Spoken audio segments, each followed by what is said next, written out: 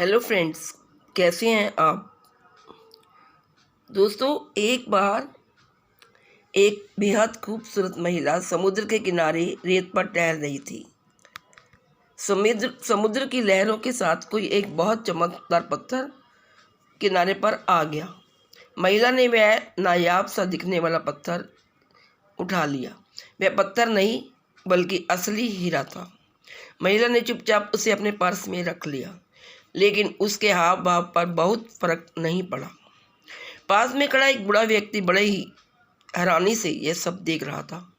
अचानक वह अपनी जगह से उठा और उस महिला की ओर बढ़ने लगा। महिला के पास जाकर उस बूढ़े व्यक्ति के सामने हाथ फैलाए और बोला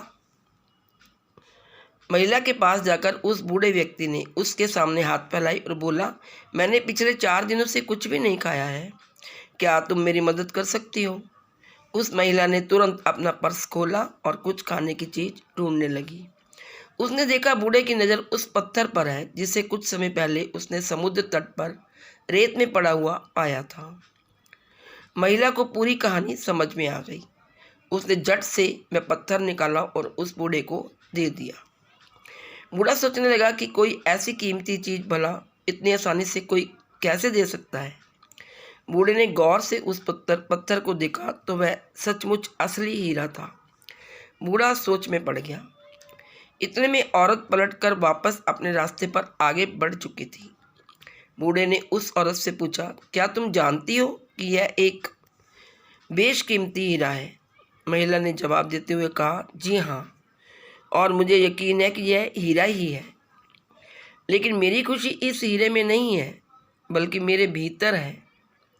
समुद्र की लहरों की तरह ही दौलत और शोहरत आती जाती रहती है। अगर अपनी खुशी इनसे जोड़ेंगे तो कभी खुश नहीं रह सकती।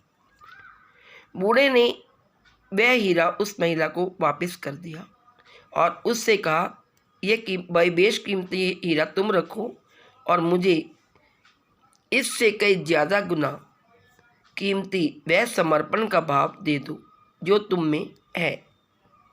तुमने कितनी जल्दी से उठाकर वो हीरा मुझे सौंप दिया, जिसकी वजह से तुमने इतनी आसानी से यह हीरा मुझे दे दिया।